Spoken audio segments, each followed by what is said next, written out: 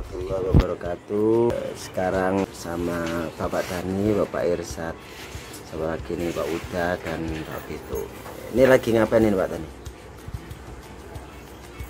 Ini lagi santai, mau mereview kembali arti logo GTKNK selaku sekaligus mumpung ketemu pencetusnya dan pembuat desainnya, namanya Gus Irsad. Gus Irsad ya, Pak Irsad ya. Ini monggo Pak Yuda. Bagaimana kemarin yang saya sampaikan saat ada kunjungan ke Bani, saya kan juga mau menunjukkan atau di video berikutnya siapa sebenarnya desainer dari logo GTKNK ini.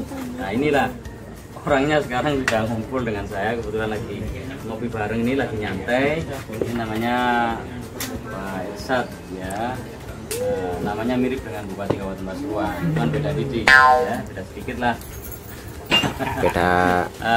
Selaku desainer dan punya tugas di SDN Banjarsari sebagai operator, jadi tenaga kependidikannya ya. Ini guru ya, itu dari Beji dan Ladani sebagai wakil ketua di Kabupaten Pasuruan. Kalau ada FKSP itu memang forum bahkan sebelum ada GTKNK.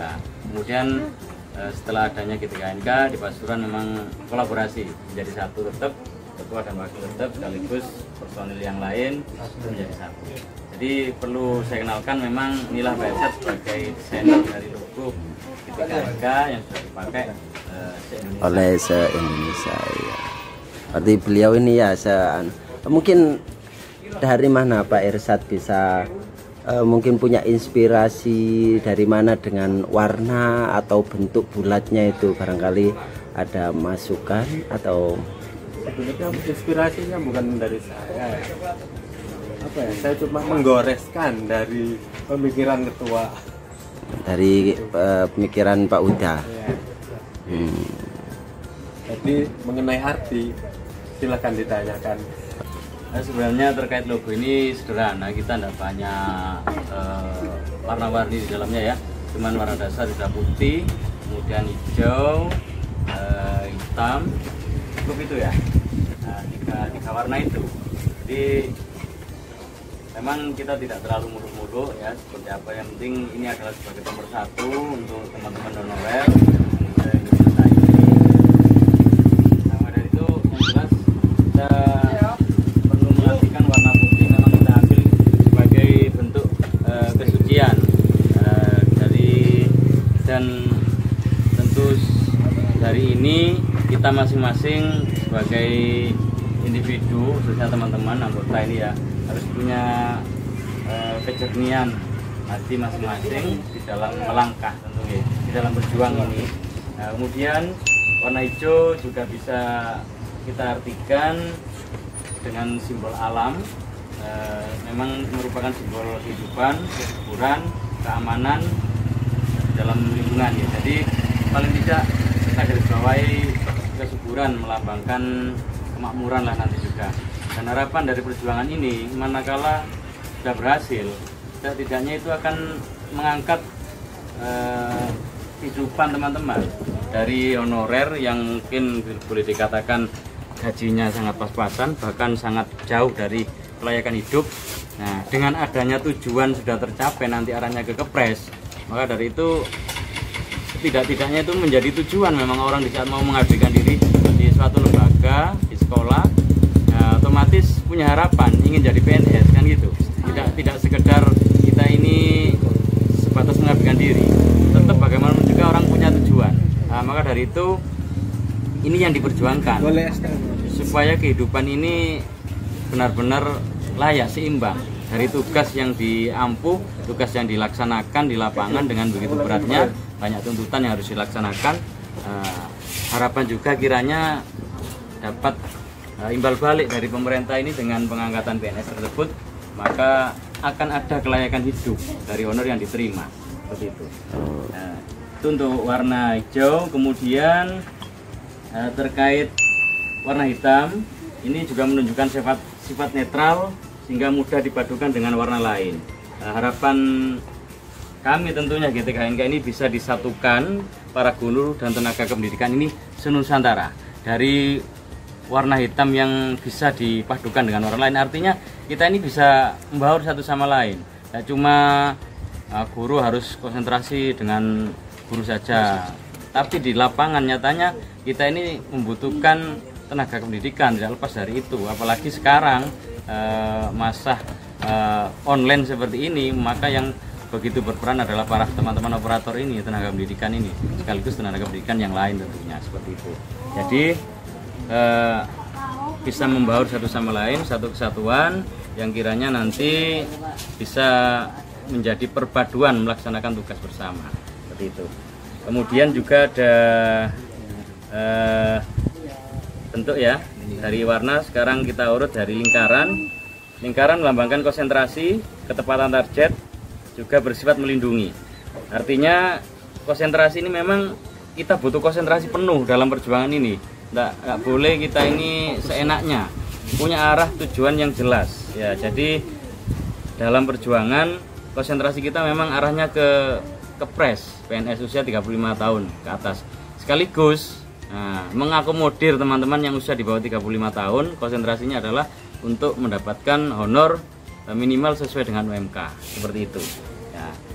Ini dalam arti lingkaran. Kemudian garis lurus merupakan arah kekuatan atau arah sikap yang kuat, sehingga dibutuhkan dari masing-masing personil ini harus punya ketangguhan jiwa, lahir batin untuk siap berjuang, tidak cuma kaleng-kaleng istilahnya gitu ya. Sehingga kita ini tidak mudah menyerah, pantang mundur, karena apa yang sudah menjadi tujuannya itu ya harus diperjuangkan. Kemudian dari kubus ya, kubus di sana membentuk arah panah. Ya ini sama. Arah tujuan kita ini maju ke depan. Kita jangan sampai jalan di tempat, apalagi mundur. Jadi tetap kita apapun yang terjadi di lapangan, gesekan apapun dengan forum yang lain, saya mohon maaf ya, itu tidak luput memang di lapangan, tapi tetap kita setidak-tidaknya sesuai dengan visi dan misi kita tetap melangkah ke depan. Toh itu semua demi perjuangan, dan yang diperjuangkan ini kan tidak sebatas daerah tertentu, jadi semua se-Nusantara. Ada segitiga, dari pertemuan garis ini membentuk segitiga. Tentu segitiga ini merupakan perkembangan arah tujuan, ketegaran, stabilitas, dan menembus batas. Dari arah ketegaran ini jelas harus punya jiwa kita ini tegar, memang tidak luput dari ujian dan cobaan di dalam sebuah perjuangan. Kemudian stabilitas, harapan kita kembali ke kehidupan kita, kiranya kita ini berjalan supaya stabil memang di dalam kehidupan ini ya. Kasihan non sewu ya, dengan honor yang sangat minim, mungkin 500.000 itu boleh dikatakan besar buat kami ya, tapi arti besar itu lembaga mengeluarkan atau melalui dana BOS 500.000 itu bisa dikatakan besar, tapi untuk kehidupan kami ini sangat jauh dari kelayakan hidup. Salah satu contoh, 500.000 dalam jangka 1 bulan cukup nggak buat susunya anak? Jelas tidak cukup ya, belum lagi kebutuhan yang lain. Nah seperti itu. Kemudian menembus batas ini mungkin ini yang akan menjadi sedikit dari kawan perjuangan kita, sama-sama berjuang. Nun sewu, ini jelas ada perbedaan. Kalau teman-teman kita, saudara-saudara kita yang di K2 itu arahnya kan revisi undang-undang, tapi kita perjuangan menembus batas kita adalah kepres.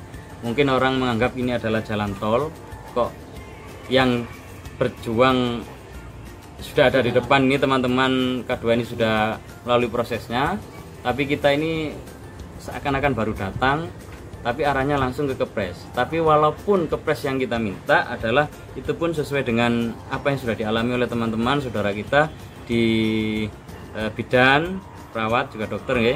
Ini juga merupakan hak, sehingga kita sama.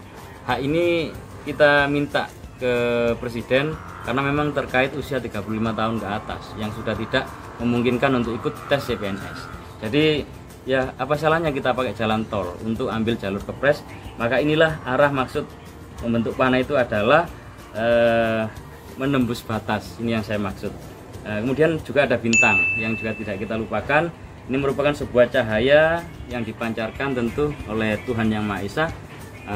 Tentu di dalam langkah ini kita tetap memohon petunjuk dari Yang Kuasa agar langkah ini tidak salah, sekaligus memohon lindungannya, rahmat dan hidayahnya, sehingga dalam sebuah perjuangan kita tetap berpedoman dan mohon petunjuk dari Yang Maha Kuasa, sehingga tidak melangkah seenaknya.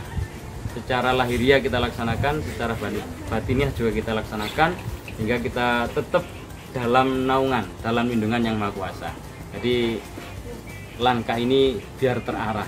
Nah, ini maksud lebih khusus yang perlu saya sampaikan, juga tentunya perlu diketahui se-Indonesia Raya. Nah, gitu. Salam kompak dan salam perjuangan. Kepres PNS, yes, yes, yes. Nah, terima kasih.